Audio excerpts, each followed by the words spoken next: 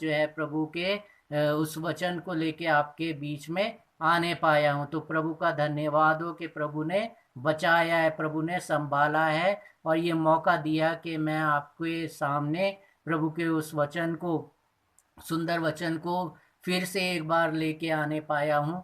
आशा है कि आप इस वचन को भी बड़ी जो है विश्वास के साथ सुनेंगे। और ये वचन जो है प्रभु यीशु मसीह ने मत्ती उसके 5 अध्याय में बोले हैं, और उस 5 अध्याय को आज हम पढ़ के उसको समझने की कोशिश करेंगे। और इससे पहले कि हम प्रभु के इस वचन में जाएंगे, हम अपने सरों को झुकाएंगे और प्रभु की हजूरी में जाएंगे, प्रभु से सामर्थ और बुद्धि मांगेंगे कि प्रभु जो है हमें सामर्थ दें, हमें बुद्धि दें कि हम प्रभु के उन धन्य वचनों को जो है समझने पाए कि प्रभु क्या चाहते हैं, हम कैसे धन्य बन सकते हैं, हम कैसे जो है प्रभु की महिमा अपने जीवन से कर सकते हैं, कैसे हम एक अच्छे इंसान बन सकते हैं। आइए हम प्रभु के हजूर अपने सरों को झुकाएंगे, प्रार्थना करेंगे और प्रभु से बुद्धि मांगेंगे।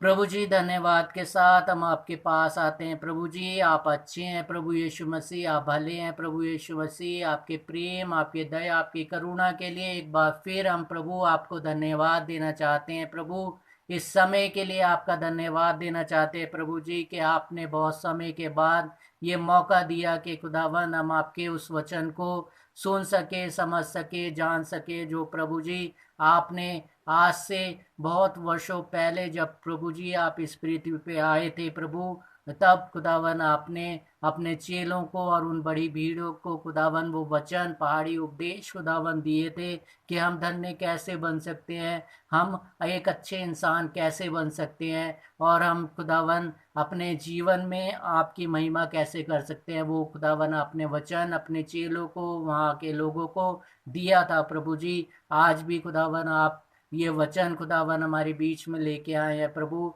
होने दे ये वचन जो खुदावन हम पढ़ें, जो खुदावन समझें खुदावन, वो खुदावन अपने जीवन में कार्यान्वित करने वाले हो सके, और खुदावन जैसा आप चाहते हैं वैसे हम एक धन्य लोग बन सके प्रभु जी। इस समय आपसे प्रार्थना चाहते हैं खुदावन उन लोगों के लिए जो खुदावन हमें देख रहे हैं, जो सुन रहे हैं प्रभु जी, उन सभी को खुदावन आप खुदावन इस समय संभालें। इस समय खुदावन आशीष और बरकत दें उनकी बीमारियों से, दुखों से, तकलीफ़ों से, और खुदावन जो ऐसी चीज़ें उनके जीवन में है प्रभु जी जिससे वो छुटकारा चाहते हैं प्रभु, दुष्ट आत्माओं से छुटकारा चाहते हैं, अपनी बीमारियों से छुटकारा चाहते हैं खुदावन, कर्जों से खुदावन छुटकारा चाहते हैं, एक अच्छी जॉब चाहते हैं प्रभु जी, हर एक परेशानी को खुदावन उन तमाम लोगों के लिए दूर करना चाहते हैं प्रभु। आपके नाम से प्रभु यीशु मसीह आप हर एक को खुदावन संभालें, उनकी परेशानियों से दूर करें, ताकि प्रभु जी आने वाले समय में वो आपके नाम की गवाही देने वाले हो सके और आपको धन्यवाद देने वाले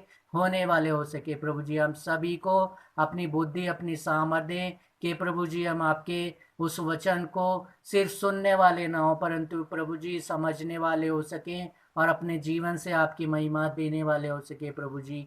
हाँ प्रभु जी, धन्यवाद देते हैं हमारी प्रार्थना को सुनने के लिए, आशीष और बरकतों के लिए, और खुदावन ये सब बड़े विश्वास के साथ आपके प्रिय पुत्र अपने उद्धारकर्ता यीशु मसीह के नाम से मांग लेते हैं, आमीन। आप सबको एक बार फिर जय मसीह की और प्रभु यीशु मसीह का धन्यवाद देना चाहते हैं कि प्रभु यीशु मसीह ने हम सबको ये मौका एक बार फिर दे दिया है कि हम प्रभु के वचनों को सीख सकें, समझ सकें, जान सकें। मैं आपका भाई प्रभु यीशु मसीह का दास अमित पोटर आपके सामने फिर से प्रभु के वचन को लेके आया हूँ, और जल्द से जल्द हम जो है प्रभु के वचन को खोलेंगे पवित्र बाइबल में से। मेरे पास भी बाइबल है, आप भी बाइबल निकालें और जल्दी से आप निकालें मत्ती उसका 5 अध्याय उसका पहले वचन से हम पढ़ेंगे 12वें वचन तक। और ये वचन जो है इसको पहाड़ी उपदेश के नाम से भी जाना जाता है, जो पहाड़ी उपदेश प्रभु यीशु मसीह ने जो है अपने चेलों को और उन भीड़ को, जो हजारों की भीड़ प्रभु के साथ चलती थी, उन भीड़ को जो है सुनाया था। वो वचन आज हम फिर से एक बार सुनेंगे और समझेंगे कि प्रभु यीशु मसीह क्या कहना चाहते हैं, कब हम धन्य इंसान बन सकते हैं, धन्य बेटा बेटी बन सकते हैं प्रभु यीशु मसीह के। आइए हम प्रभु के वचन को जल्दी से जल्द निकाल के उसको समझने की कोशिश करते हैं। और इसकी हेडिंग अगर हम पढ़ेंगे तो उसमें लिखा है यीशु का पहाड़ी उपदेश, यीशु मसीह का पहाड़ी उपदेश। और इसके पहले वचन से मैं पढ़ रहा हूँ, मत्ती 5 उसके पहले से 13-12 वचन तक। वे इस भीड़ को देखकर पहाड़ पर चढ़ गया और जब बैठ गया तो उसके चेले उसके पास आए। तो वे कौन है इसके अंदर? वे है प्रभु यीशु मसीह। तो प्रभु यीशु मसीह, जैसा मैं आपको पहले भी कई बार बता चुका हूँ कि प्रभु यीशु मसीह जब कहीं पे जाते थे तो प्रभु यीशु मसीह के साथ उनके 12 चेले होते थे। और सिर्फ 12 चेले नहीं, परंतु वो लोग भी होते थे जो प्रभु यीशु मसीह से चंगाई पाते थे और प्रभु यीशु मसीह से जो है चंगाई पाना चाहते थे। वो सब जो है मिलके जो है एक बड़ी भीड़ हुआ करती थी प्रभु यीशु मसीह के साथ। तो प्रभु यीशु मसीह जो है एक जगह पे गए हैं और जाते जाते जो है यहाँ पे लिखा है कि और जब वे बैठ गया तो उसके चेले उसके पास आए। प्रभु यीशु मसीह बैठ गया और प्रभु यीशु मसीह जो है बैठ गया तो उसके प्रभु यीशु मसीह के चेले जो 12 थे वो प्रभु यीशु मसीह के पास आए। और दूसरे वचन में लिखा है और वे अपना मुंह खोलकर उन्हें ये उपदेश देने लगा, यानी कि वो प्रभु यीशु मसीह अपना मुख जो है खोल के उनको ये उपदेश देने लगा, जैसे मैं जो हूँ आपके सामने प्रभु के इस उपदेश को बोलने आया हूँ अपना मुंह खोल के। वैसे ही जो है प्रभु यीशु मसीह ने आज से 2025 साल पहले जो है अपना मुख खोल के जो है ये वचन उनको अपने चेलों को दिया और भीड़ को दिया। और क्या बोला इसके तीसरे वचन में पढ़ेंगे, और इसकी अगर हेडिंग आप पढ़ेंगे तो इसमें लिखा है धन्य वचन जो प्रभु यीशु मसीह के मुख से निकले। और प्रभु यीशु मसीह ने क्या बोला इसमें, धन्य लोग कौन है उसके बारे में प्रभु यीशु मसीह बता रहे हैं कि प्रभु यीशु मसीह के धन्य लोग कैसे हो सकते हैं। आप अपने चेलों को बता रहे हैं, उस भीड़ को बता रहे हैं, और आज मेरे द्वारा आप लोगों को भी बता रहे हैं कि हम धन्य कैसे बन सकते हैं। तो तीसरे वचन में लिखा है धन्य है वे जो मन के दीन है, क्योंकि स्वर्ग का राज्य उन्हीं का है। तो इसमें वचन लिखा है धन्य है वे जो दीन है। दीन होना हमारा बहुत ज़रूरी है। हमारे दिल जो है नम्र होना बहुत ज़रूरी है, दीन होना बहुत ज़रूरी है। कई बार क्या होता है हमारे जो है मन में जो है घमंड भर जाता है, घमंड नहीं होना। प्रभु क्या कह रहा है, सबसे पहली क्वालिटी हमारे अंदर क्या होना है, दीन हो जाना है हमें। प्रभु यीशु मसीह के जैसे हमें दीन हो जाना है कि प्रभु यीशु मसीह का आप जीवन देख सकते हैं कि प्रभु यीशु मसीह ने जो है 3.5 साल जब प्रभु ने सेवा करी, प्रभु ने जो है बताया कि धन्य लोग कैसे हो सकते हैं, कैसे वो अपने जीवन को सुधार सकते हैं, पाप भरे जीवन को छोड़ सकते हैं, एक अच्छा जो है पवित्र जीवन कैसे वो जी सकते हैं। वो सारी चीज़ें जो है प्रभु ने बताई। अगर प्रभु यीशु मसीह के अंदर घमंड होता किसी बात का तो प्रभु यीशु मसीह उन लोगों को जो बड़ी भीड़ थी उसके चेले थे उनको नहीं बताते।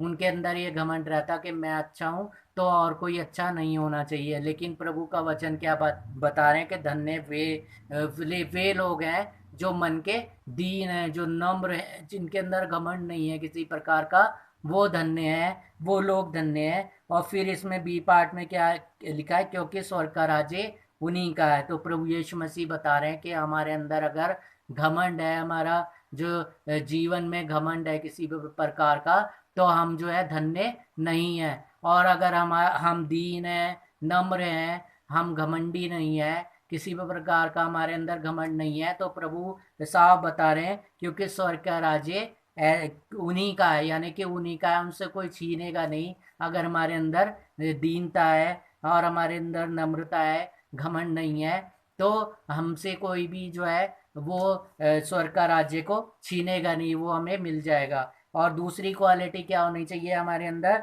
धन्य है वे जो शोक करते हैं क्योंकि वे शांति पाएंगे।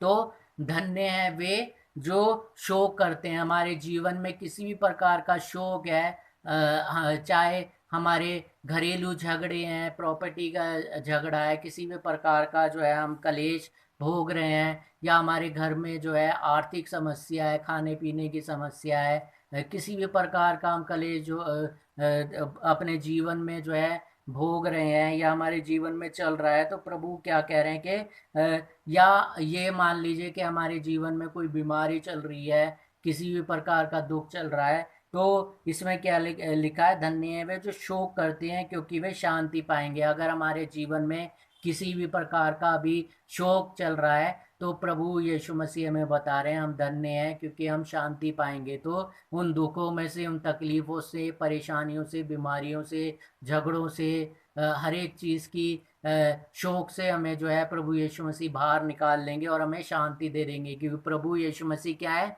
शांति के राजकुमार हैं, वो शांति देने वाले हैं। वो जो है हमें शांति देंगे तो हम धन्य हो जाएंगे। और हमें जो है अगर जीवन में किसी भी प्रकार का भी शोक हो रहा है, तो प्रभु यीशु मसीह हमसे कह रहे हैं कि हमारे लिए प्रभु यीशु मसीह ने शांति रखी हुई है। और फिर उसके बाद क्या लिखा है, 5वें वचन में लिखा है, धन्य है वे जो नम्र हैं क्योंकि वे पृथ्वी के अधिकारी होंगे। नम्र जीवन में जो है क्या होना है, पहले हमने दीन के बारे में सुना, अब नम्र होना बहुत ज़रूरी है। कई बार क्या है, हम नम्र नहीं होते। अगर किसी ने हमें कुछ बोल दिया तो हम एकदम से रिएक्ट कर देंगे, गुस्सा कर लेंगे और जो है बदला ले लेंगे उससे। उसने 2 शब्द बोले, हम 4 बोल देंगे। और इसमें क्या लिखा है कि धन्य वे हैं जो नम्र हैं। हमारे प्रभु यीशु मसीह क्या थे, नम्र थे। प्रभु यीशु मसीह के बहुत सारे लोग जो हैं गलत बोल देते थे और जो है बहुत ऐसा ऐसा बोल देते थे कि आम इंसान हो तो वो बातें ना सुन पाए। लेकिन हमारे प्रभु यीशु मसीह इतने दीन और नम्र थे कि वो जो है उन बातों को जो है इग्नोर कर देते थे और वो जो है अपनी नम्रता में रहते थे।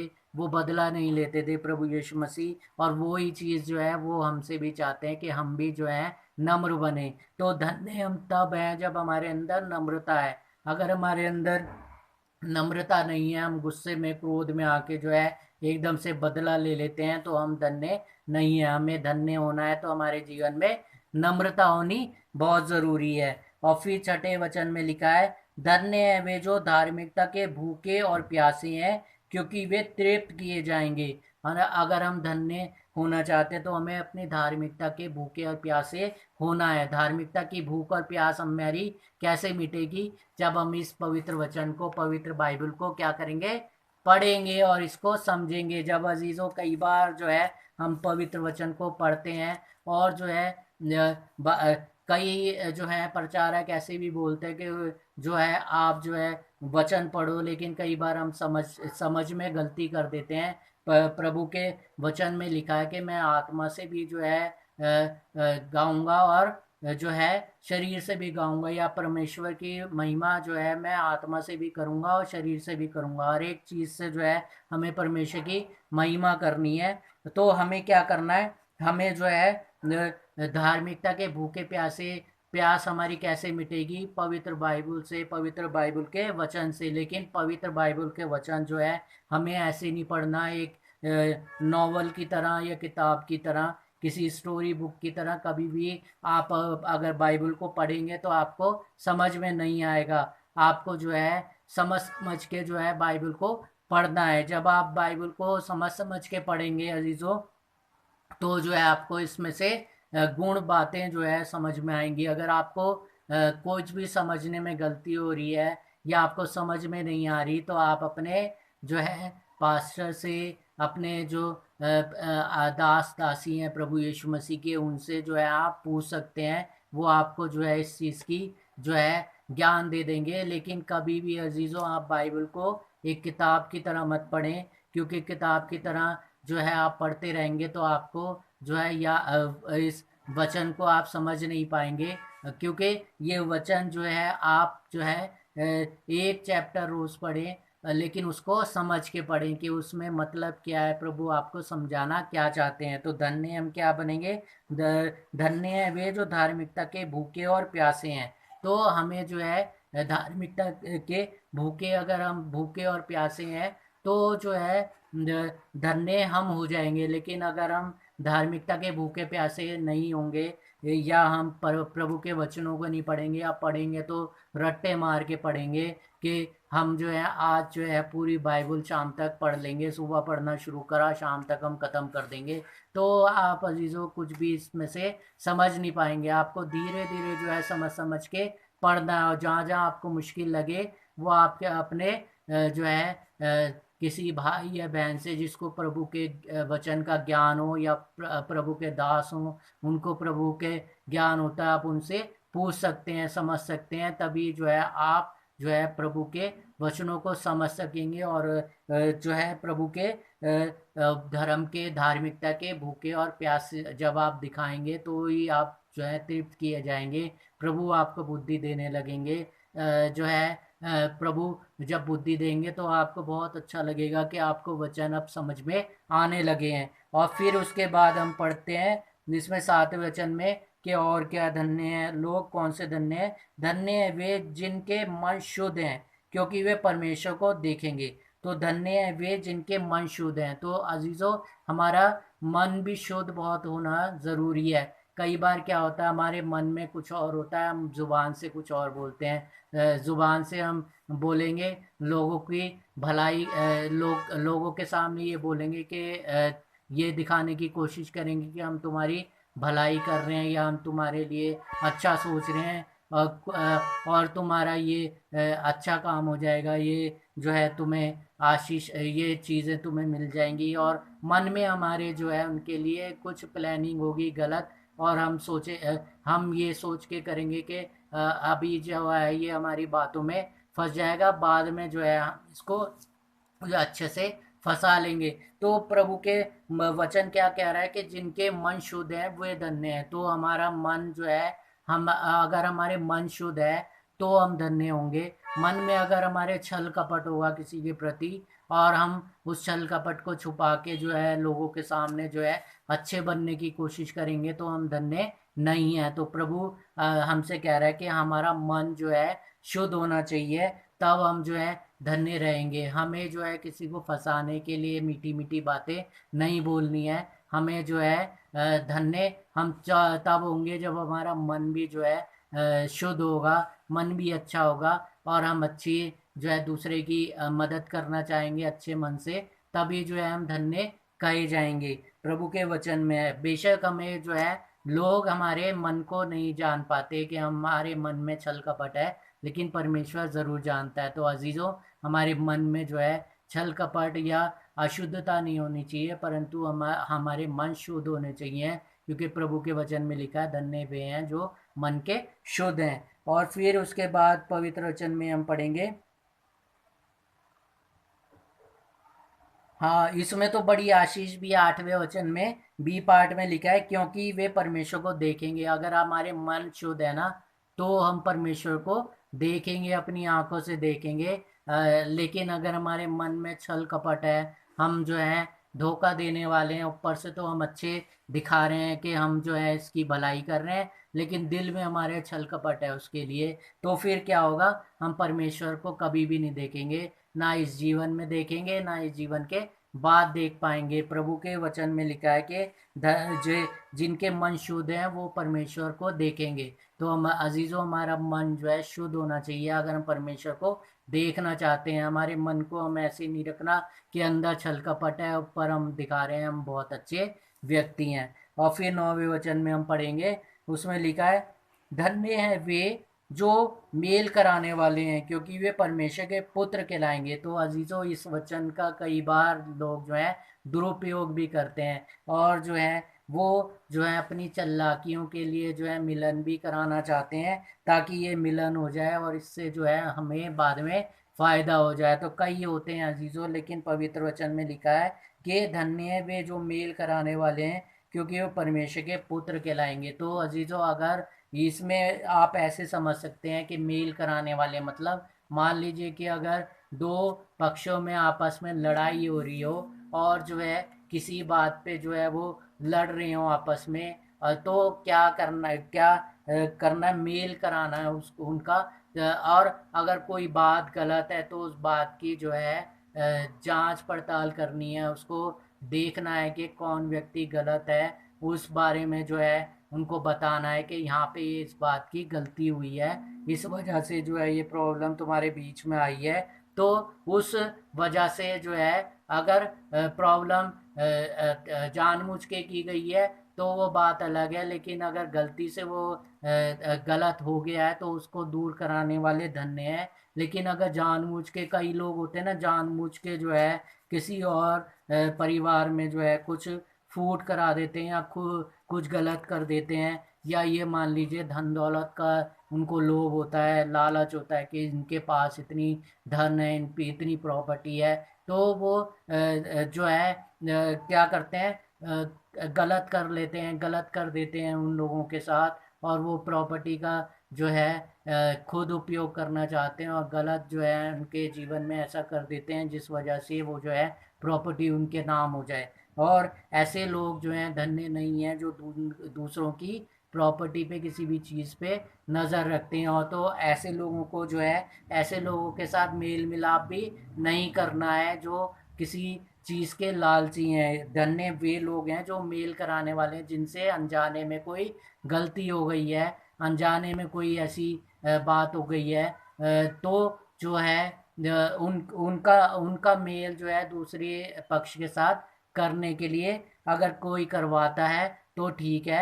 लेकिन अगर कोई जानबूझ के कोई गलती करे और फिर भी जो है वो जो है दूसरा व्यक्ति मेल मिलाप कराने की कोशिश करे कि इसका मेल मिलाप हो जाए और बाद में जो है जो भी इसके पास बाकी बचा है वो भी हम जो है लूट लें, तो ऐसा व्यक्ति जो है धन्य नहीं है। ऐसे व्यक्ति के लिए ये लिखा नहीं है कि मेल कराना है उन व्यक्तियों के साथ। जिसने पहले ही लूट लिया वो बाद में क्या छोड़ देगा किसी को? नहीं, बाद में भी वो उस व्यक्ति को नहीं छोड़ेगा, बाकी बाद में भी जो है बचा कुचा भी जो है लूट लेगा। तो ऐसे व्यक्ति के लिए नहीं लिखा, उन व्यक्तियों के लिए लिखा है। इसमें धन्य वे हैं जो मेल कराते हैं। मेल किनसे कराना है? जिनसे अनजाने में कुछ हो गया है और वो गलती का एहसास कर रहे हैं कि हमसे ये गलती हो गई है, हमें जो है मेल मिलाप करना है। तब जो है अगर हम बिचौलिए बन के जो है मेल मिलाप करा देते हैं तब हम धन्य होते हैं, वरना हम धन्य नहीं होते। और जानबूझ के अगर कोई पाप करे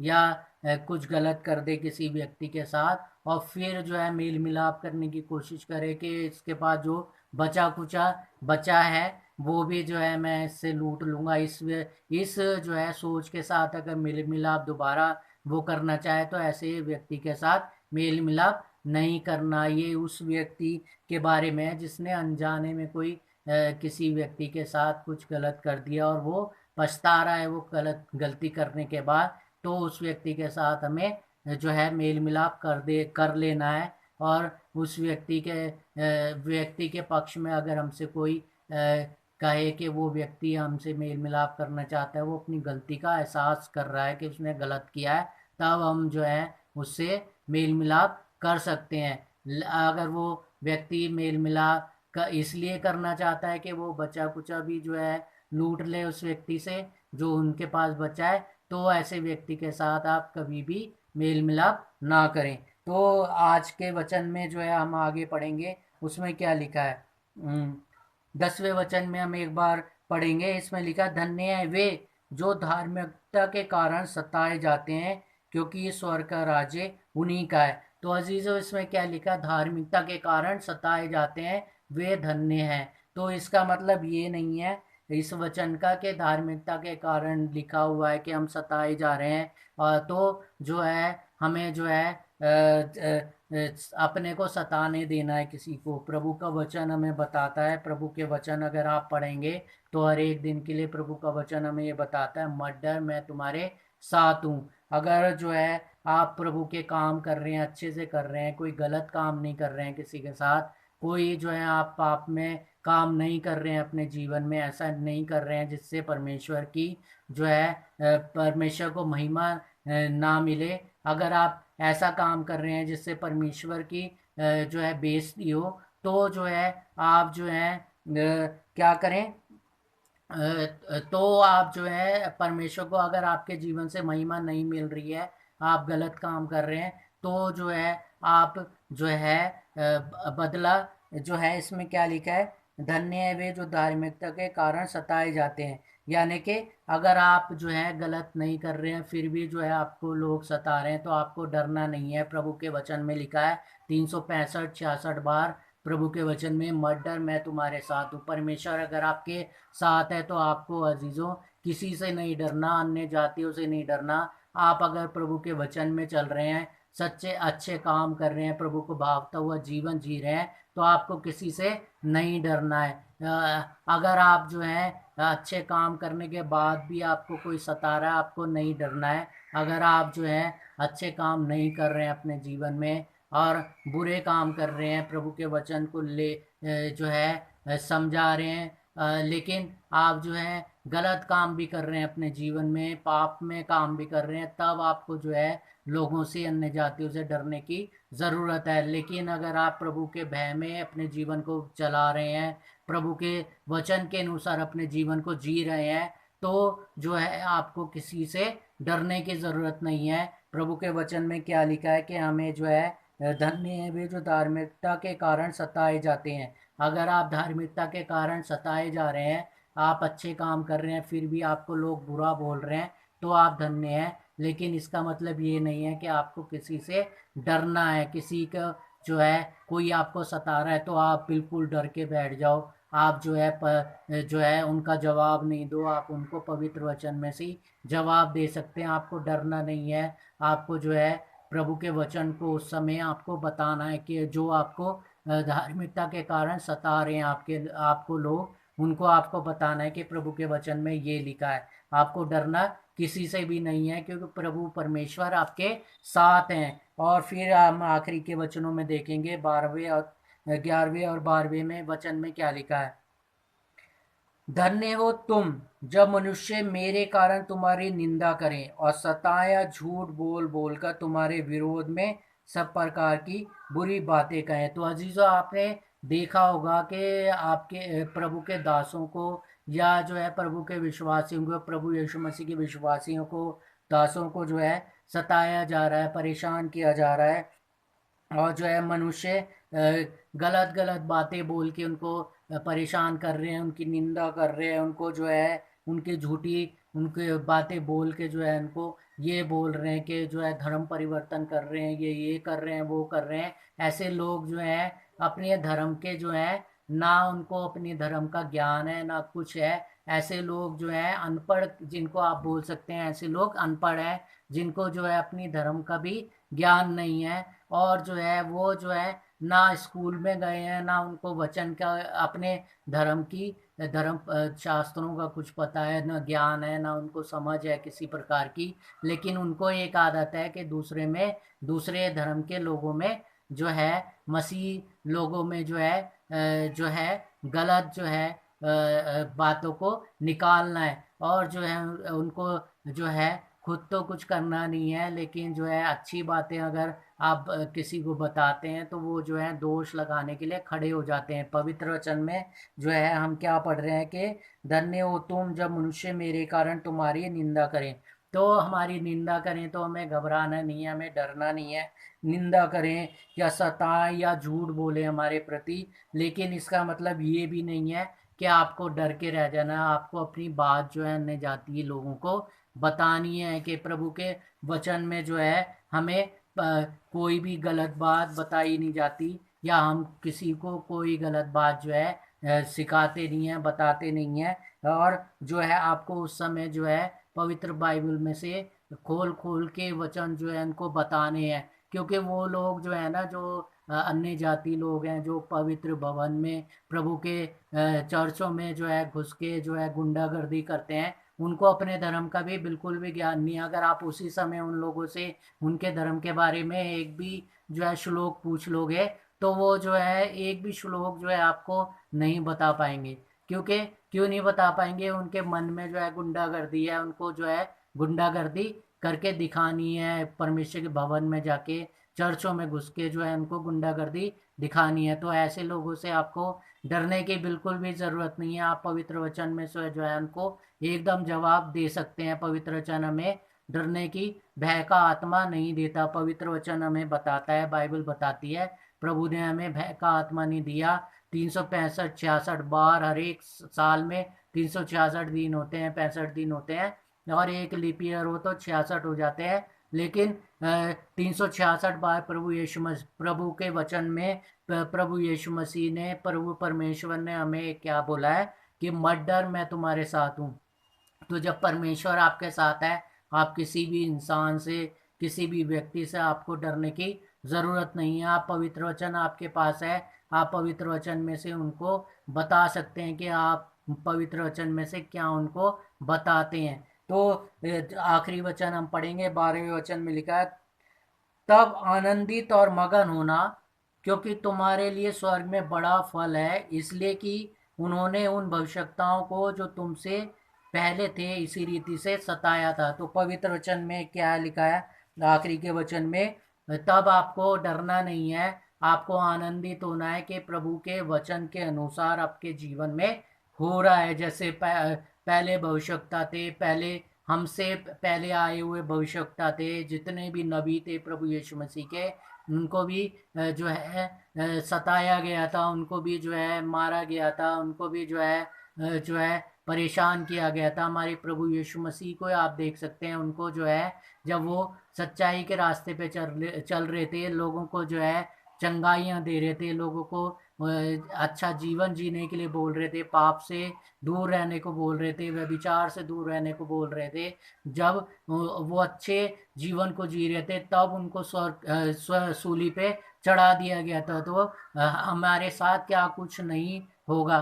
तो जो है जब प्रभु यीशु मसीह को नहीं छोड़ा, तो हमें भी तो जो है वो जो है चीज़ें हमारे साथ होंगी। तो हम धन्य है कि हमारे साथ हो रही है, लेकिन अजीज़ों कि हमें डरना नहीं है, क्योंकि परमेश्वर हमारे साथ है। उस समय हमें जो है परमेश्वर के वचन को लोगों को बताना है। जो भी आए आपको बोलने कुछ भी, आप प्रभु के वचन को खोल के आप उनको बता सकते हैं। जो वचन आपको याद है आप उनको बोल सकते हैं कि पवित्र वचन में ये लिखा है, और हम जो है उसी के अनुसार अपने जीवन को जी रहे हैं, या हम ऐसी जो है लोगों को बता रहे हैं। कि क्योंकि अजीज़ों आप देख सकते हैं कि अगर आप बहुत अच्छे व्यक्ति हैं और बहुत अच्छे से अपने जीवन को जी रहे हैं, पाप नहीं है आपके जीवन में, कोई गलत चीज़ नहीं है, और आप वैसे ही अच्छे जीवन जी रहे हैं, तो कोई बुरा व्यक्ति होगा ना, गंदा व्यक्ति होगा, जिसके अंदर पाप होगा, जिसके अंदर गंदी बातें होंगी, व्यभिचारी होगा, वो जो है आपको पसंद नहीं करेगा। जैसे हम कह सकते हैं कि अगर जो है कोई किसी जगह पे बहुत सारे अंधे लोग हैं, जिनको कुछ नहीं दिखता, और अंधों को क्या नहीं, कुछ नहीं दिखता, ना आगे का ना पीछे का, ना इधर का ना उधर का, कहीं का कुछ नहीं दिखता उनको। लेकिन उनके बीच में अगर कोई आँख से देखने वाला व्यक्ति आ जाए, तो वो अंधे लोग जो है उसको जो है पसंद नहीं करते। उनको जो है बुरा लगता है कि हम अंधों के बीच में ये जो है देखने वाला व्यक्ति कैसे आ गया, और जो है वो कोशिश करते हैं कि वो देखने वाला व्यक्ति उनसे दूर हो जाए। तो अजीज़ों ऐसा ही है कि आप जब पवित्र वचन में अपने जीवन को लेके चलते हैं, और अपने जीवन को पाप से दूर रखते हैं, और जो है उन लोगों के जैसा व्यभिचारी जीवन या मूर्ति पूजक जीवन नहीं जीते हैं, और जो है आप जो है गलत काम नहीं करते हैं, तो जो है उन लोगों को बुरा लगती है वो चीज़ें कि इनके जीवन में हमारे जैसे पाप क्यों नहीं है। तो वो आपको पसंद नहीं करते, मसीहों को पसंद नहीं करते। लेकिन हमें डरना नहीं है।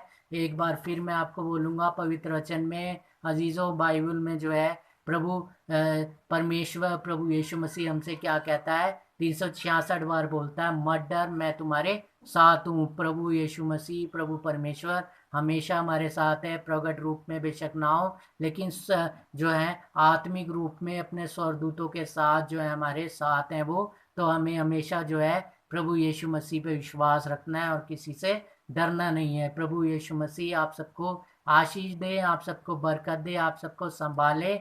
आपके जीवन में अगर कोई प्रार्थना निवेदन है, वो आप हमें बता सकते हैं हमारे प्रेयर लाइन नंबर पे, व्हाट्सएप के नंबर पर लिख के बता सकते हैं, हमें फ़ोन कर सकते हैं। हम आपके लिए प्रार्थना करेंगे कि प्रभु आपको उन परेशानियों से, दुखों से बाहर निकाले, और आने वाले समय में आप जो है प्रभु के नाम की गवाही देने पाएँ। प्रभु आपको आशीष और बरकतें दें, आपको संभाले, और जो है हम सबको एक बार फिर आगे आने वाले समय में मौका दें कि हम जो है प्रभु के वचनों को जो है सीखने पाएँ, समझने पाएँ और जानने पाएँ।